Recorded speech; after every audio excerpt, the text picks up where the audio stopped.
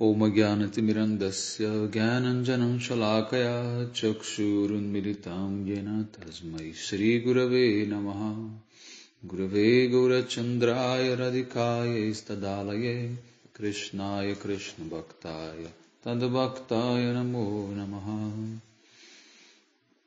Narayanam Gurum Vande Sharanyam Bhakta Bandhavam Gaura Madhubhishtam Purnam Radha Dasyam Pradayakam Rupanugacharya Paryam Rupamanjari Preshtakam Patita Pavana Bandhavam Yugacharya Narayanam Panchakalpatarubhyascha Kripa Sindhubhya Evacha Patitanam Pavanebhyo Vaishnavebhyo Namo Namaha. Namo Mahavadanyaya Krishna Prema Pradayate Krishnaya Krishna Chaitanya Namne Gaura Tuise Namaha. Shama Sundara Shikanda Shekara Ismerahasare Murali Manohara Radhikara Shikamam Kripanide Swapriya Charana Kinkarim Kuru Tapta Kanchana Gaurangi Radhe Brindavaneshwari Vrishabhanusute Devi Pranamami Haripriya Vrindai Tulasi Devyai Priyai Keshavasya Krishna Bhakti Prade Devi Satyavatyai Namo Namaha. Shri Krishna Chaitanya Prabhu Nityananda Shri Advaita Gadadhar Shri Vasadi Gaura Bhakta Vrinda Hare Krishna Krishna Krishna Hare Hare Hare Ramo, Ramo Ramo, Hare Hare. Então, primeiramente, eu gostaria de dar início oferecendo as minhas mais humildes e respeitosas reverências à poeira dos pés de lótus de Paramaradattama Shri Guru Pada Padma, Nitya Lila Pravishta Om Vishnupada, Paramahamsa Parivraja Kacharya Stotra Sata e Srimad Shila Bhaktivedanta Narayana Goswami Maharaj. E também ao meu mais adorado Shiksha Sannyasa Guru, Nitya Lila Pravishta Om Vishnupada, Paramahamsa Parivraja Kacharya Stotra Sata e Srimad Shila Bhakti Vigyana Bharati Goswami Maharaj. E a todos os Sri Upano Gauriya Guru Varga, a todos os Tridandis Sannyasis, Brahmacharis, Vaishnavas e Vaishnavis, e a todos aqui hoje reunidos as minhas mais respeitosas reverências. Então, pela misericórdia sem causa de Srila Gurudeva, de todos os Mahabhagavatas Acharyas, nós podemos nos reunir aqui hoje mais uma vez para dar sequência à leitura do Sri Chaitanya Charitamrita, Madhya Lila, capítulo 24, verso 118. Desde seus próprios nascimentos, os 9 grandes yogis místicos, yogendras, eram filósofos voltados para o aspecto impessoal da verdade absoluta. Contudo, por terem ouvido o Senhor Brahma, o Senhor Shiva e o grande sábio Narada falar sobre as qualidades do Senhor Krishna, eles também converteram-se em devotos de Krishna. 119. No 11º canto do Srimad Bhagavatam, há uma descrição completa do serviço devocional dos 9 yogendras, que prestaram serviço devocional ao se sentirem atraídos às qualidades transcendentais do Senhor.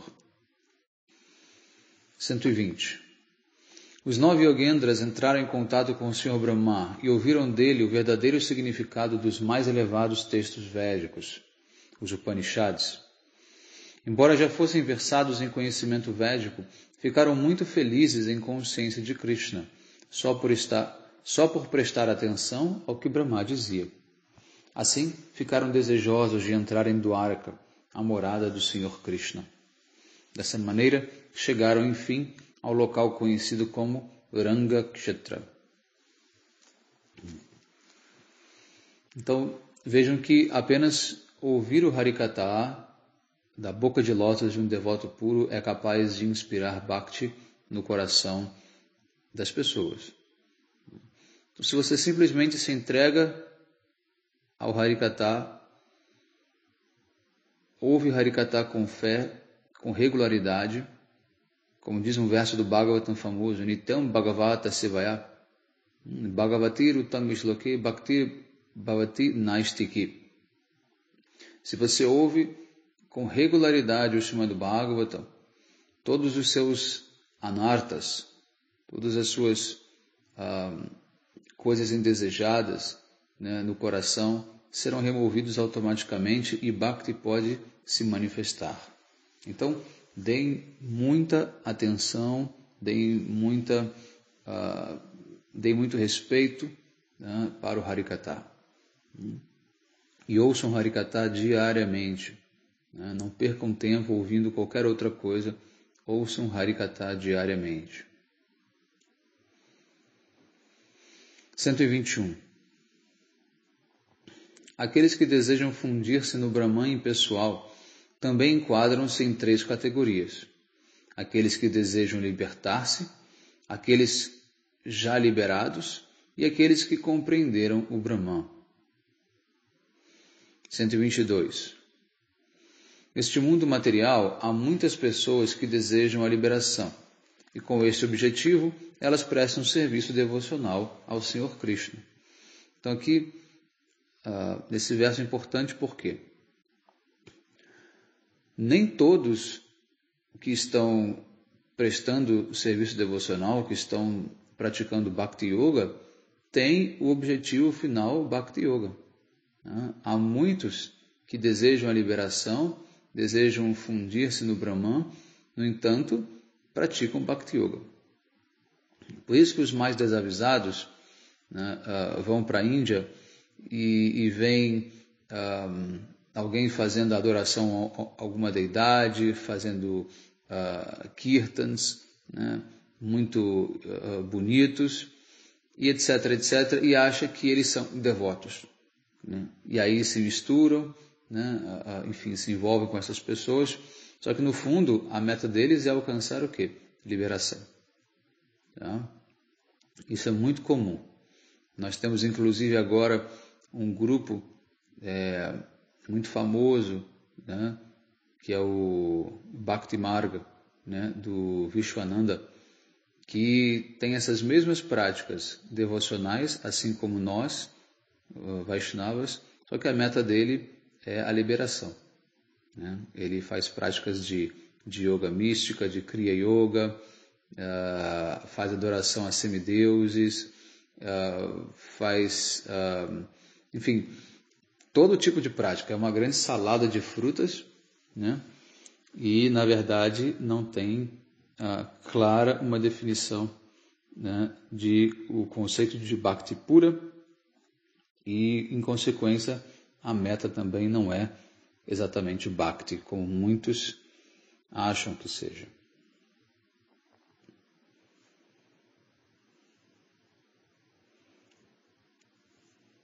Verso 123. Aqueles que desejam aliviar-se dos grilhões materiais abandonam a adoração aos diversos semideuses, que possuem características corpóreas aterradoras. Tais devotos pacíficos, que não invejam os semideuses, adoram as diferentes formas de Narayana, a suprema personalidade de Deus.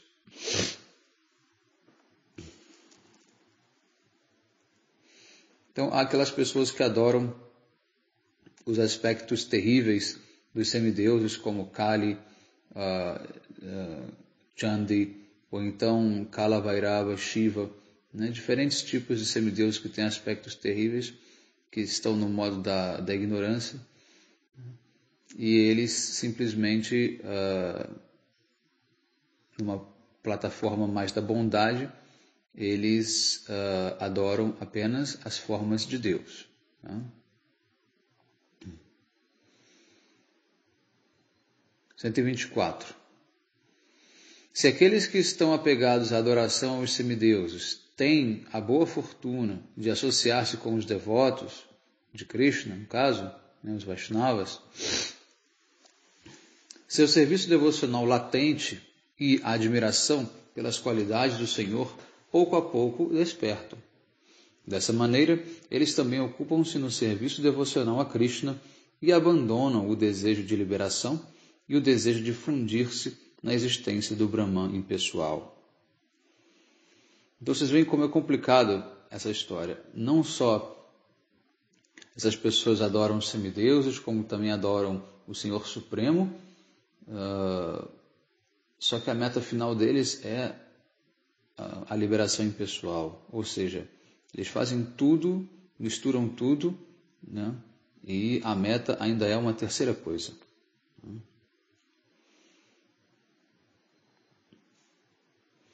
125.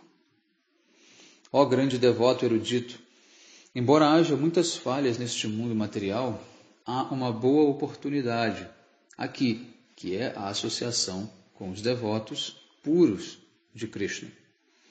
Tal associação ocasiona muita felicidade, né, ou gera muita felicidade. Devido a esta boa qualidade, vemos arrefecer o nosso forte desejo de alcançar a liberação através da imersão na refulgência do Brahman. Então, a associação com o devoto puro faz com que percamos todos os nossos desejos de alcançar liberação impessoal. Por quê? Porque a natureza da alma é o quê? Servir, amar e servir a Deus nos seus diferentes aspectos. Ou seja, o desejo por liberação é um desejo temporário. Até mesmo a liberação em si, a liberação impessoal, o fundir-se no Brahman, também é temporária. Por quê? Porque lá no Brahman a alma não tem oportunidade de se relacionar e de servir a alguma personalidade divina. Então, a alma ela só ficará satisfeita quando ela conseguir expressar essa sua natureza intrínseca e eterna, que é de amar e servir o Senhor Supremo. Tá? Então, mesmo que esses yogis alcancem, né, o Brahman, eles não permanecerão ali eternamente. Então, eles têm que, em algum momento, retornar aqui à Terra para dar sequência à prática devocional,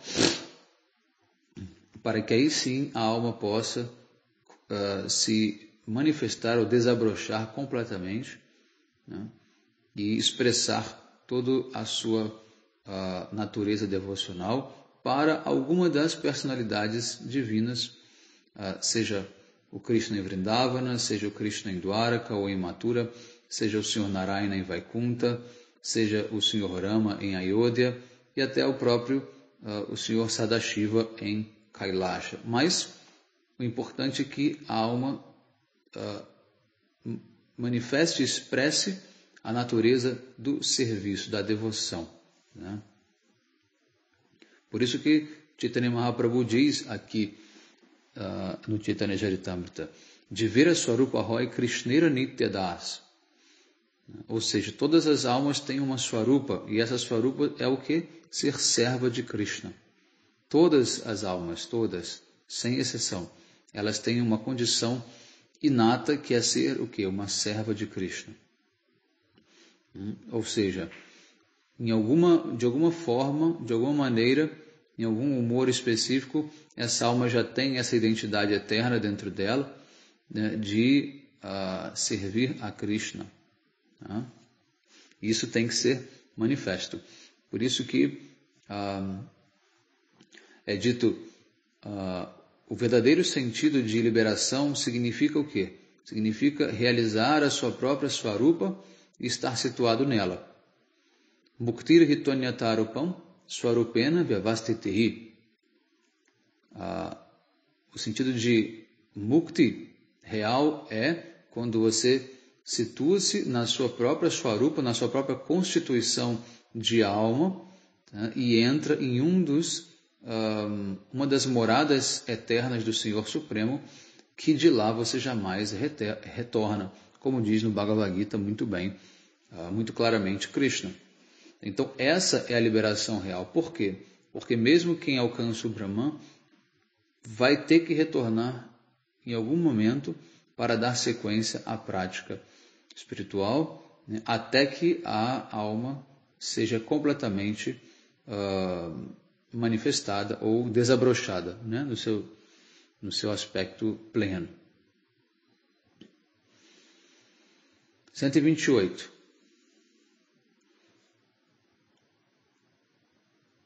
Não, 127. Encontrar Krishna. Não, perdão, 126. 126. Associando-se com o grande santo, Narada, grandes sábios como Shaunaka e outros abandonaram o desejo de liberação e ocuparam-se no serviço devocional a Krishna. 127. Encontrar Krishna ou receber o favor especial de Krishna são o bastante para que a pessoa abandone o desejo de liberação, sendo atraída pelas qualidades transcendentais de Krishna, ela pode ocupar-se em seu serviço. 128.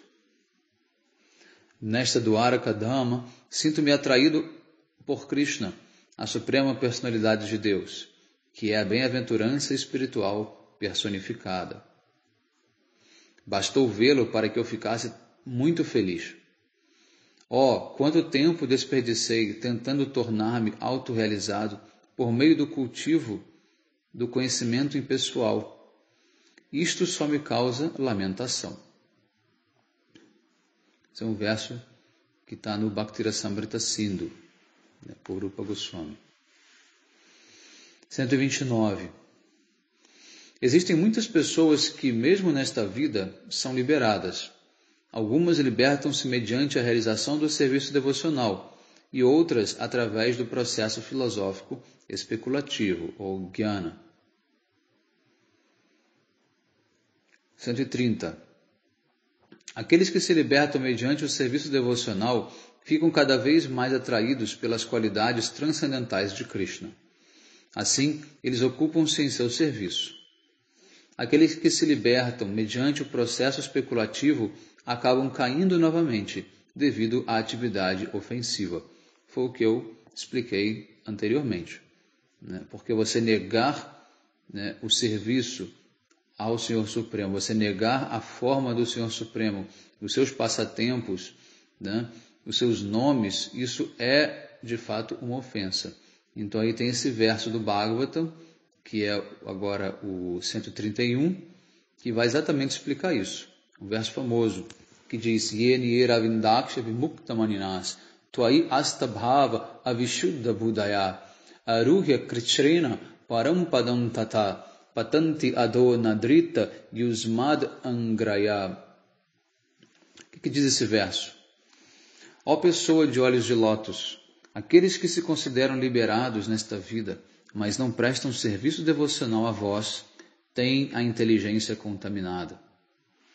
Apesar de submeterem-se a rigorosas penitências e austeridades, e, elevando-se à posição espiritual, estabelecerem-se na percepção do Brahman impessoal, eles caem novamente, pois negligenciam a adoração a vossos pés de lótus.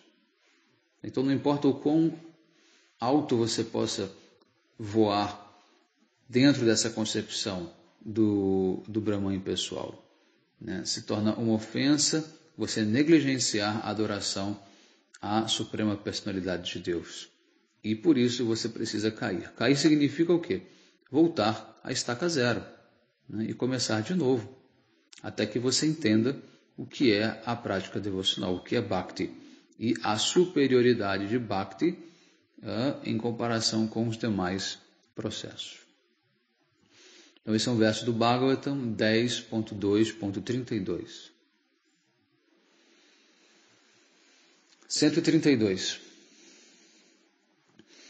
É um verso também famoso do Bhagavad Gita, que diz: Brahma Bhutta Prasanatmana Shoshachina Kankshati Samasarveshu Bhuteshu Madhbhaktin Lavate Param. Aquele que está assim, transcendentalmente situado, compreende de imediato o Brahman Supremo e fica plenamente feliz. Ele jamais se lamenta, nem deseja nada. Ele é equânime para com toda entidade viva. Nesse estado, ele alcança o serviço devocional puro a mim. Então aqui, Krishna, no Bhagavad Gita, está explicando um outro lado desse processo, que mesmo a pessoa alcançando o Brahman, né, impessoal, ainda assim ela se torna querida por Deus. Por quê? Porque Brahman é um aspecto de Deus. Então Krishna diz, aquele que está estabelecido neste processo, ele pode alcançar serviço devocional por mim. Ele alcança o serviço devocional por a mim, Krishna diz, no Bhagavad Gita 18.54. Então não é que seja algo completamente errado. Né? Por quê? Porque Brahman é um aspecto divino. Tá? É um aspecto divino. Só que não é o aspecto que melhor satisfaz a alma. Né? Mas mesmo assim não devemos criticar essas pessoas. Por quê? Porque eles são também muito queridos para Deus. Né? Eles estão apenas numa etapa do processo. Eles não são,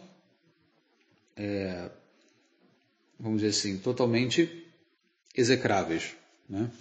Eles também têm todo o seu mérito. Eles têm um comportamento excelente, eles são equânimes, eles são pacíficos, eles veem tudo de maneira equânime, ou seja, eles entendem que tudo está permeado pela consciência divina, né? Que tudo acontece pelo desejo divino, eles não se envolvem com o imaterial, eles são desapegados do mundo material, eles são pessoas pacíficas, etc, etc. Tá? 133. Embora aqueles no caminho do monismo e iniciados na autorrealização por meio do sistema de yoga me adorassem, não obstante, certo menino astuto que sempre graceja com as gopis forçou-me a ser sua criada. É um verso escrito por Bilva Mangala Thakur.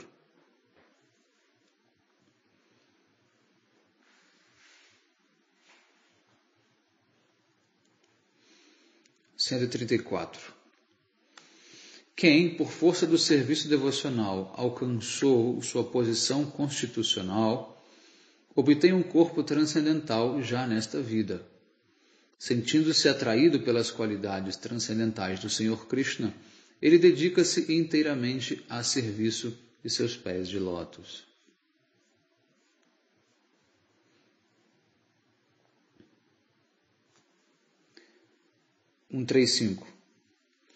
As entidades vivas e outras potências fundem-se no Mahavishnu, enquanto o Senhor deita-se e consuma, né, ou destrói a manifestação cósmica. Liberação significa alguém situar-se em sua eterna forma original, a qual ele alcança após abandonar os mutáveis corpos grosseiro e sutil. Foi o verso que eu citei há pouco, que é do Bhagavatam 2.10.6. Muktir Hitvanyatarupam Sarupena Vyavasati. É a metade deste verso que a gente acabou de ler agora, a tradução dele. Ou seja, a verdadeira liberação é quando você permite que a alma consiga se expressar plenamente, né? Situada já ativamente, né? Porque ela já está situada de maneira latente, mas ela se torna situada ativamente dentro daquele aspecto devocional particular dela, dentro de uma das raças, seja em Madhurya, seja em Vatsalya, em Sakya, né? E assim por diante. 136. Ao opor-se à consciência de Krishna, a pessoa, devido à influência de Maya, novamente fica condicionada e amedrontada. Realizando o serviço devocional fielmente, ela então se livra de Maya. Agora, o verso 137 é um verso famoso também, né, que é do Srimad Bhagavatam 11.2.37, que diz: Bhayam Dita Biniveshitasyad Shadapetasa Viparayur Smriti Tanmayato Buddha Bhajetam Bhakti Kaisham Gurudeva Tatma. Esse verso diz que Ao se deixar atrair pela energia material, a qual é separada de Krishna, a entidade viva fica tomada de pânico ou medo. Porque a energia material afasta da Suprema Personalidade de Deus, seu conceito de vida inverte-se. Em outras palavras, ao invés de agir como a serva eterna de Krishna, que ela compete com Krishna. Isto chama-se Viparaya Asmriti. Para anular este equívoco, quem é realmente sábio e avançado adora a Suprema Personalidade de Deus como seu mestre espiritual, sua deidade adorável e a fonte de sua vida. Assim, mediante o processo de serviço devocional imaculado, ele adora o Senhor. Ou seja, ao entrar em contato com a energia material por negar a presença de Krishna, ou de Deus de modo geral, aqui disse Krishna, mas é de Deus, tornando-se um materialista compulsivo, automaticamente o resultado é o medo. Por quê? Porque a energia material, ela gera insegurança, ela tem muitos problemas, ela não é algo estável e favorável. Então, automaticamente, todos ficam enredados dentro do medo e acabam ficando paralisados, não conseguindo avançar de maneira adequada na vida. Então, tudo gira em torno do medo. Tudo. Vocês podem ver que existe no mundo inteiro uma grande política do terror baseado no medo. Isso nada mais do que é uma influência de Maya, uma expressão de Maya que atua no condicionamento das almas condicionadas através do medo. Só que quando nós nos conectamos com o Senhor Supremo, nos conectamos com Krishna, o primeiro sintoma que há é o quê? O fim do medo. Porque nós nos conectamos com a fonte do amor eterno. E o amor é justamente o oposto do medo. O oposto do amor não é o ódio, o oposto do amor é o medo. O ódio, ele é apenas o quê? A ausência do amor. Mas o oposto do amor é o medo. Porque o medo, ele paralisa. O amor, ele liberta. Então, quando você se conecta com a Suprema Personalidade de Deus, todo aquele medo da existência se esvai. E você agora fica totalmente amparado pela presença divina, e a vida assim passa a fluir de maneira favorável. E o principal deste verso é que ele diz: Bhakti Eika Isham Gurudeva Tatma. Ele diz que é preciso ver a Suprema Personalidade de Deus como o seu guru, como o seu mestre, porque ele vai te ensinar a sair de Maya, ele vai te ensinar a se livrar desse medo, dessa energia ilusória. E quando você fizer com que o guru se torne a sua vida e alma, se rendendo ao guru completamente, aí então você consegue o sucesso.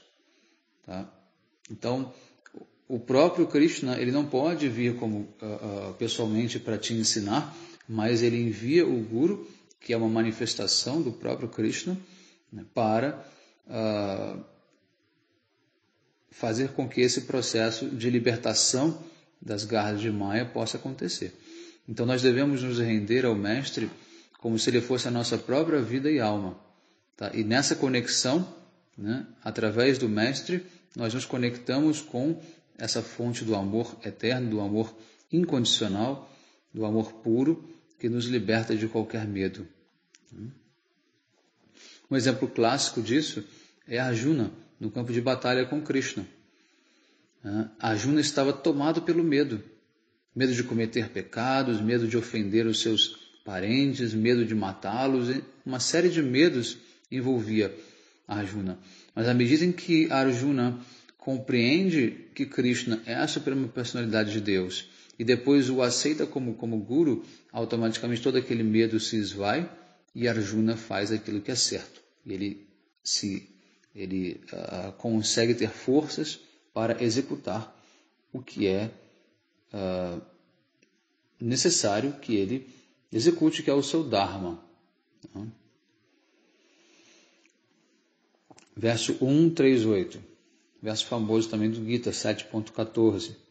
Devi hiesha gunam ahi mamamaya duratteya mam evaje prapadyante mam mayametam tarantite. Esta minha energia divina, que consiste nos 3 modos da natureza material, é difícil de ser superada. Porém, aqueles que se renderam a mim podem facilmente transpô-la. Então, quando você se rende a Krishna, automaticamente você consegue vencer as ilusões e os condicionamentos do mundo material. 139. Não alcança a liberação quem não presta serviço devocional. Só o serviço devocional é que concede a liberação. Liberação aqui no sentido eterno, né? Existe a liberação temporária, que já foi descrita anteriormente como alcançável para aqueles que praticam o caminho de Jnana. 140. Meu querido Senhor, o serviço devocional a vós é o único caminho auspicioso. Quem o troca pelo simples conhecimento especulativo ou pela compreensão de que os seres vivos são almas espirituais e o mundo material é falso, sujeita-se a muitos problemas. Reservam-se-lhe apenas transtornos e atividades inauspiciosas. Suas ações são como debulhar uma casca de arroz que já está seca. O seu esforço é infrutífero. O verso do Bhagavatam também famoso. 10.14.4. Tentar alcançar a autorrealização através de qualquer processo que não seja bhakti é como você tentar pilar as cascas vazias de um arroz, né? Não sai nada e é simplesmente um trabalho em vão.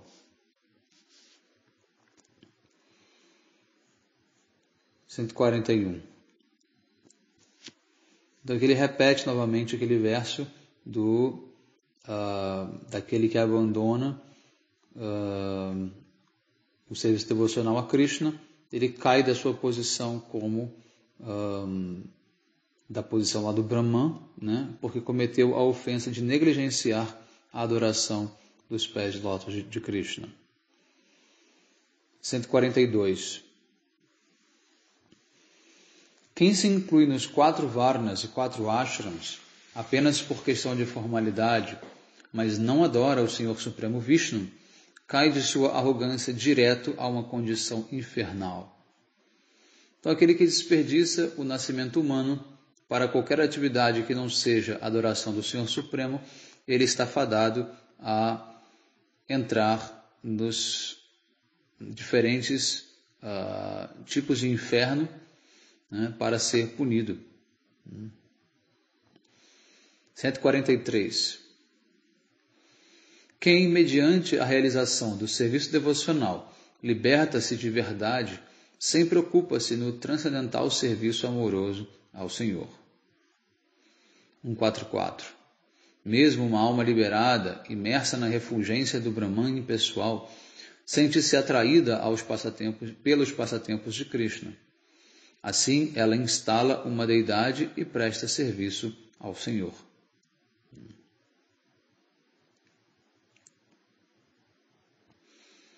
145.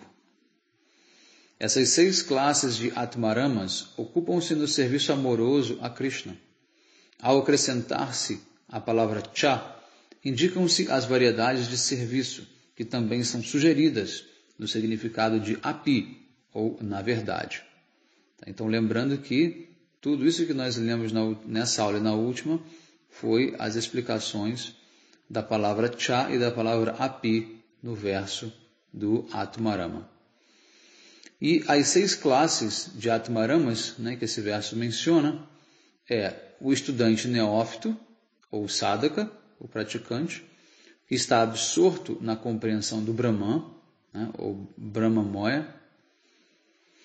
O segundo é aquele que já alcançou a posição de Brahman, Prapta Brahmaloy.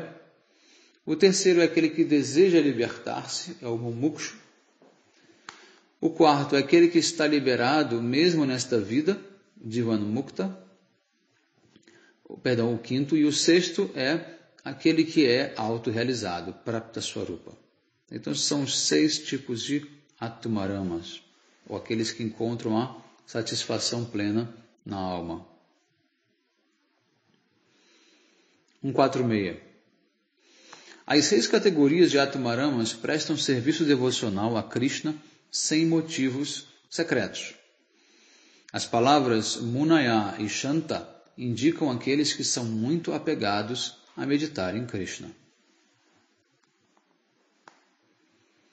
147. A palavra Nirgranta significa sem ignorância e destituído de regras e regulações. Pode-se aplicar qualquer significado que se encaixe.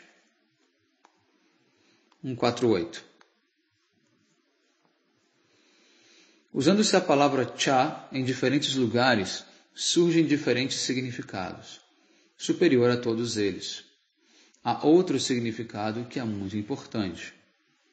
149. Embora repetir-se-iam as palavras Atmaramas cha 6 vezes, pelo simples acréscimo da palavra cha, 5 Atmaramas são eliminados. Então, ao invés de ele dizer a palavra Atmarama para os 6 tipos de Atmaramas, ele simplesmente escreve Atmaramas cha, ou seja, e os demais Atmaramas. Né? Então ele poupa o uso de mais palavras, né, para tornar o verso reduzido. 150. Portanto, não há necessidade de repetir a palavra Atmarama. Basta uma. E esta única palavra indica, na verdade, 6 pessoas, 6 tipos de Atmaramas. 151. Das palavras que têm a mesma forma e terminação de caso, a última é a única que fica.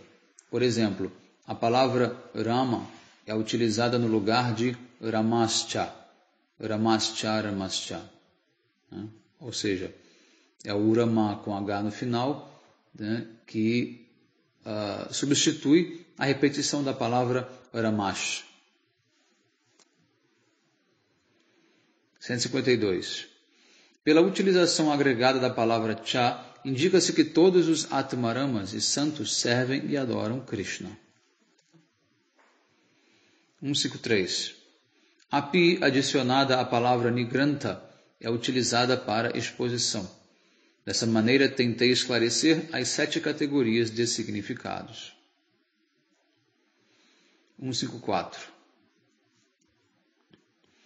O yogi que adora a superalma dentro de si mesmo também chama-se Atmarama. Existem 2 espécies de Atmarama yogis. 155. Os 2 Atmarama yogis chamam-se Sagarbha e Nigarbha. Cada um destes divide-se em 3.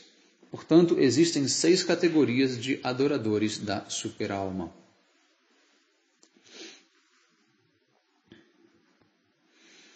Então, aqui no comentário Prabhupada, ele explica. A palavra Sagarbha Yogi refere-se ao yogi que adora a superalma sob a forma de Vishnu. O Nigarbha Yogi adora a superalma sem forma, ou seja, o Brahman. Há classificações ulteriores para os yogis Sagarbha e Nigarbha, a saber, primeiro, Sagarbha Yogarurukshu, o 2, Nigarbha Yogarurukshu, o 3, Sagarbha Yogaruddha e Nigarbha Yogaruddha, o 5, Sagarbha Praptasiddhi assim como Nigarbha Prapta Siddhi. 156. Alguns yogis pensam que o Senhor, dentro de seus corações, mede cerca de 1,5 cm.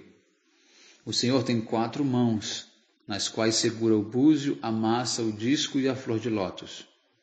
Aqueles que adoram esta forma de Vishnu dentro do coração chamam-se Sagarbha Yogis.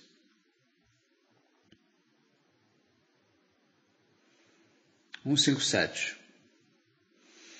Quando alguém está absorto em amor estático pela Suprema Personalidade de Deus, sente Bhakti Yoga derreter seu coração e experimenta bem-aventurança transcendental. Os sintomas físicos manifestam-se e, devido à inquietação, as lágrimas afluem aos olhos. Dessa maneira, ele se sujeita à bem-aventurança espiritual.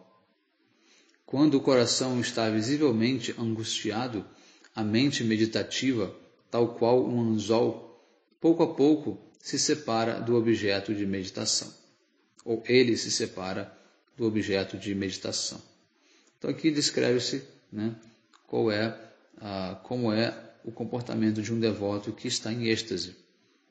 Ele experimenta diferentes sintomas físicos devidos a essa transformação de sentimentos que se dá no interior dele. 158. Com base nessas 3 divisões de avanço em Yoga, Yoga Rurukshu, Yoga Ruda e Prapta Siddhi, existem 6 classes de yogis místicos. 159.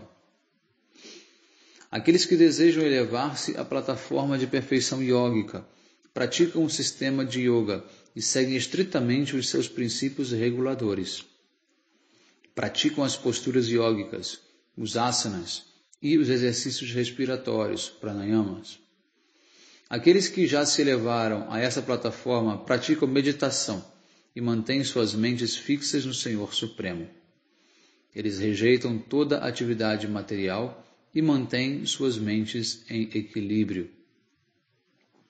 São 2 versos do Gita, 6.3 e 4.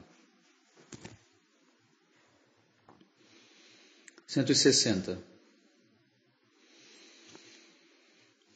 Ao não mais se interessar em agir em busca de gozo dos sentidos e ao renunciar todos os desejos materiais, a pessoa é tida como situada em perfeita yoga. 161. Ao associar-se com os devotos, o yogi purificado dedica-se ao serviço devocional ao Senhor Krishna, pois sente-se atraído pelas qualidades transcendentais do Senhor. 162. Aqui os significados das palavras Cha e Api caem muito bem. Os significados das palavras Muni e Nigranta não sofrem mudanças. 163. A palavra Ahaituki sempre se aplica a Urukrama, a Suprema Personalidade de Deus. Dessa maneira, acabo de descrever o significado de todas essas coisas em 13 variedades completas.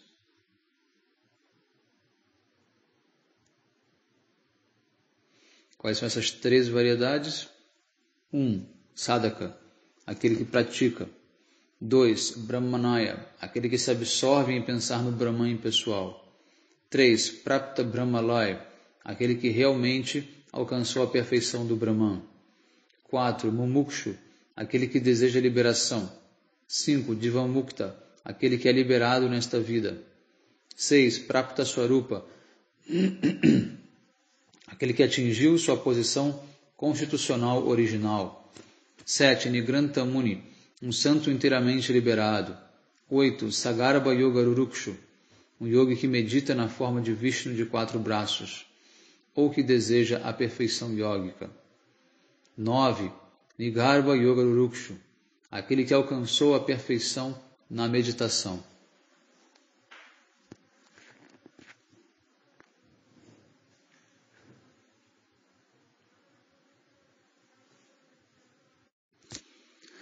7. Nigranta Muni, um santo inteiramente liberado. 8. Sagarabha Yogarukshu, um yogi que medita na forma de Vishnu de 4 braços ou que deseja a perfeição yógica. 9. Nigarbha Yogarukshu, aquele que alcançou a perfeição na meditação impessoal. 10. Sagarbha Yogaruda, já elevado à plataforma de perfeição yógica. 11. Nigarbha Yogaruda, o yogi também impersonalista. 12. Sagarbha Prapta Siddhi, aquele que já alcançou a fase de perfeição. 13. Nigarbha Prapta Siddhi, aquele que através da meditação impessoal alcançou a perfeição. Então, um resumo de tudo que a gente leu, das conclusões de Mahaprabhu sobre os diferentes tipos de Atmaramas. 164. Essas 13 categorias de yogis e munis chamam-se Shanta Bhaktas, pois prestam serviço amoroso transcendental à Suprema Personalidade de Deus no aspecto de neutralidade, ou seja, Shantarasa. 165. A palavra Atma às vezes significa mente. Nesse caso, a palavra Atmarama significa a pessoa que se satisfaz mediante a especulação mental.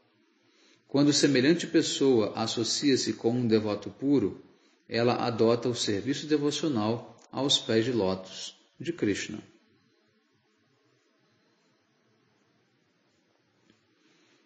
166.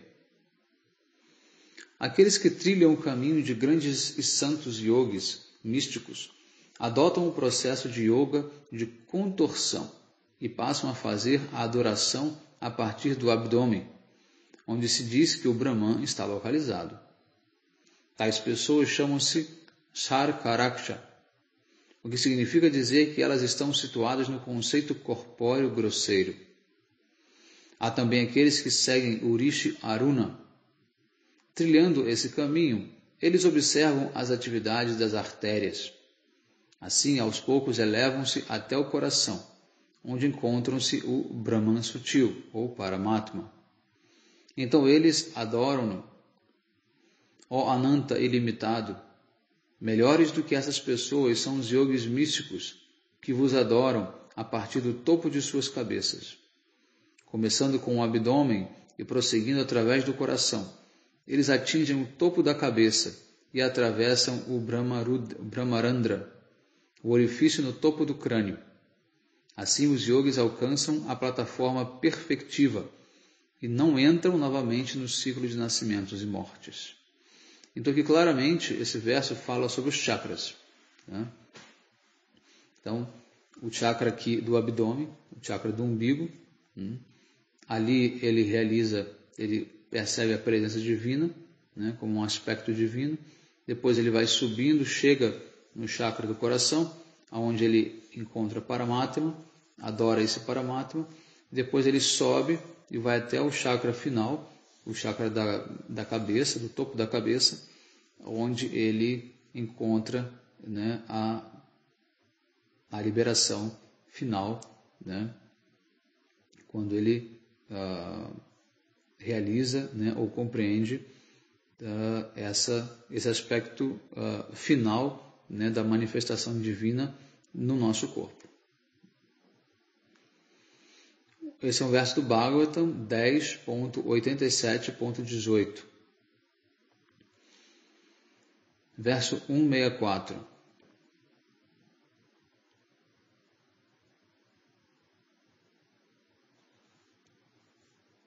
Perdão, 167.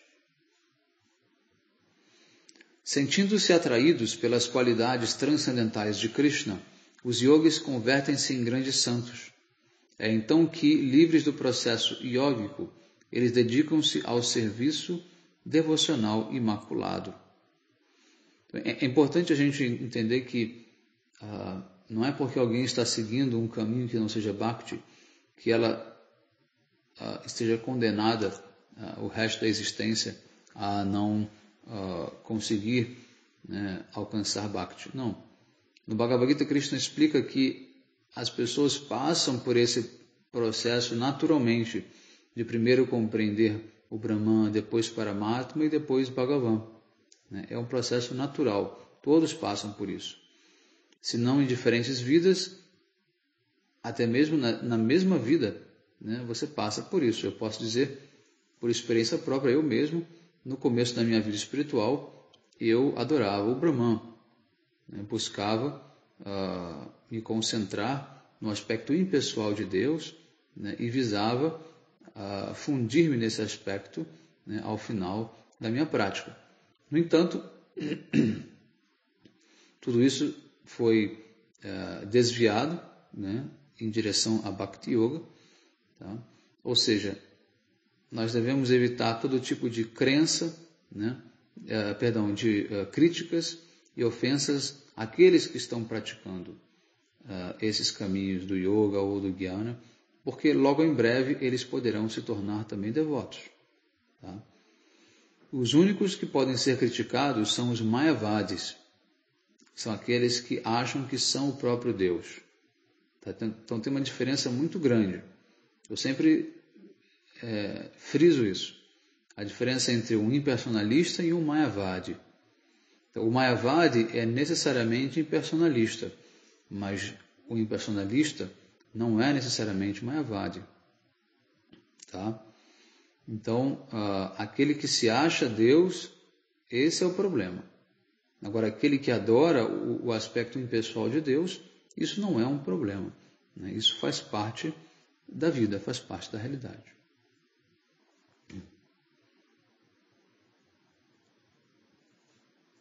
(168) A palavra Atma também significa esforço. Ficando atraídos pelas qualidades transcendentais de Krishna, alguns santos fazem um grande esforço para chegar ao ponto onde possam prestar-lhe serviço. 169.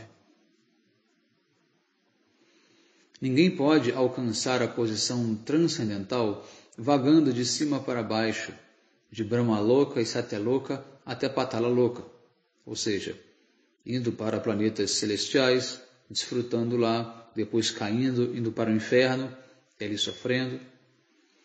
Quem é inteligente e erudito de verdade deve a todo custo lutar por essa rara posição transcendental. Toda felicidade material disponível dentro dos 14 mundos é alcançada pela imposição do tempo. Da mesma forma que o sofrimento também aparece no devido curso do tempo. Como tais coisas não são obtidas mediante a consciência espiritual, ninguém deve procurar obtê-las. Um verso falado por Narada ao instruir Vyasadeva, logo no comecinho do Bhagavatam, verso 1.5.18. 170. Aqueles que estão ansiosos para despertar sua consciência espiritual, que têm inteligência inabalável e que não se desviam com certeza, alcançam a meta desejada da vida. 171. Pode-se utilizar a palavra cha ao invés de api, e esta dá ênfase a algo.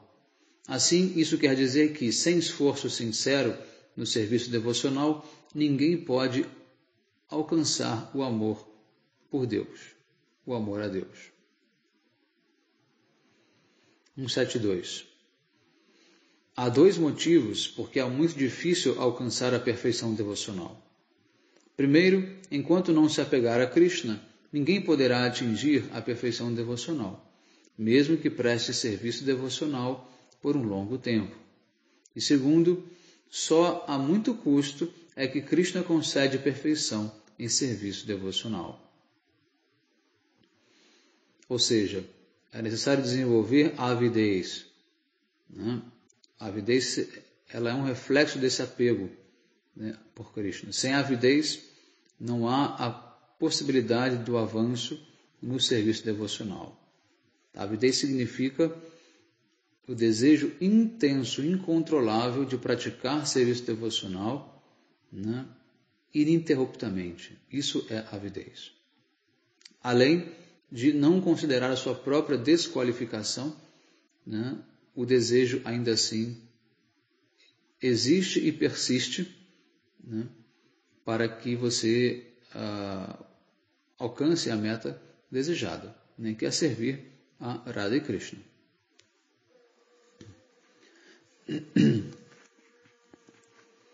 Verso 173.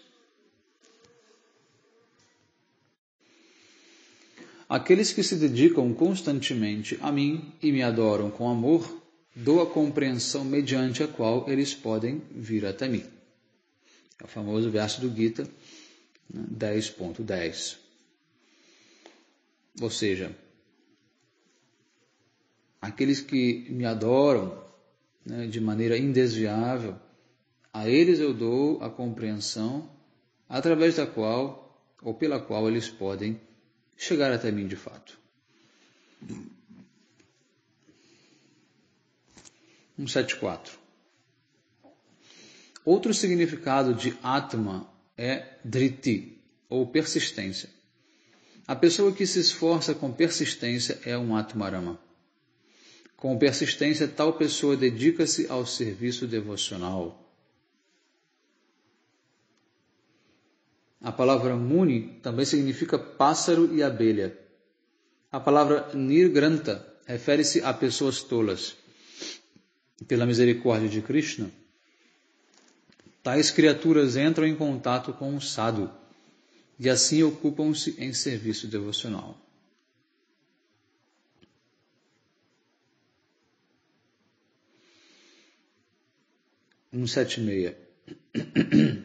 Minha querida mãe, nessa floresta todos os pássaros, após pousarem nos belos galhos das árvores, fecham os olhos e, não sentindo atração por nenhum outro som, ficam só ouvindo a vibração da flauta de Krishna. Tais pássaros e abelhas devem estar no mesmo nível que os grandes santos. Isso foi dito pelas Gopis, no Srimad Bhagavatam 10.21.14, né, que é no Venu Gita, né, a canção da flauta de Krishna, que atrai os pássaros nos galhos das árvores, né, que são mais evoluídos, né, que são tão evoluídos quanto os grandes santos. 177. Ó boa fortuna personificada, ó original personalidade de Deus, todas essas abelhas cantam tua fama transcendental, que purificará o universo inteiro. Na verdade, elas seguem tua trilha na floresta e te adoram. Na realidade, todas elas são pessoas santas, mas agora assumiram a forma de abelhas. Embora atues como um ser humano, elas não puderam esquecer que és sua deidade adorável. Então aqui, dando o significado da palavra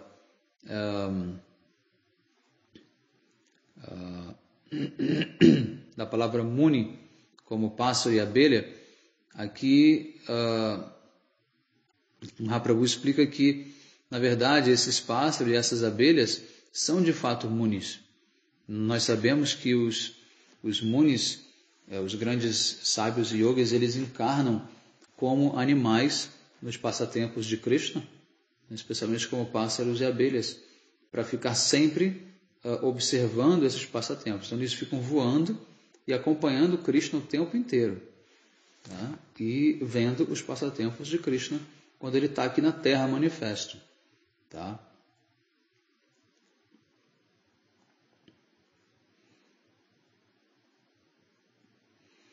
(178) 178.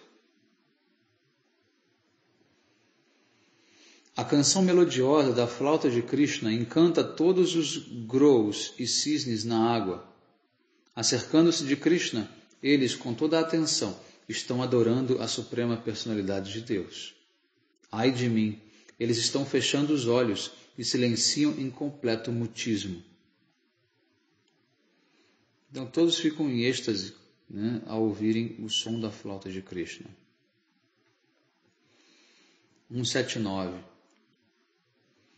os Kiratas, os Runas, os Andras, os Pulindas, os Pukashas, os Abiras, os Sumbas, os Javanas e as raças Kashas, e mesmo outros que são viciados em atos pecaminosos, podem purificar-se refugiando-se nos devotos do Senhor, pois Ele é o poder supremo. Tomo a liberdade de prestar-lhe minhas respeitosas reverências.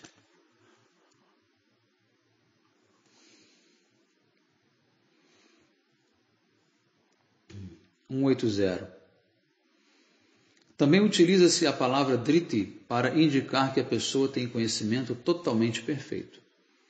Quando, tendo obtido os pés de lótus da Suprema Personalidade de Deus, já não tem desejos materiais, ela alcança Mahapurna, o nível máximo de perfeição.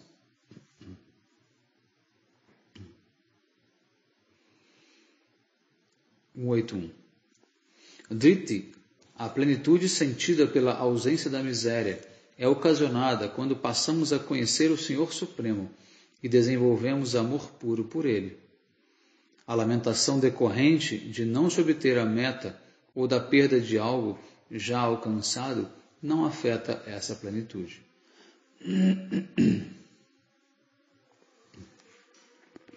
182. O devoto de Krishna jamais fica numa condição miserável e seu único desejo é servir a Krishna. Ele é experiente e avançado. Sente a bem-aventurança transcendental do amor por Krishna e, completamente protegido, está sempre ocupado em servi-lo. Bom,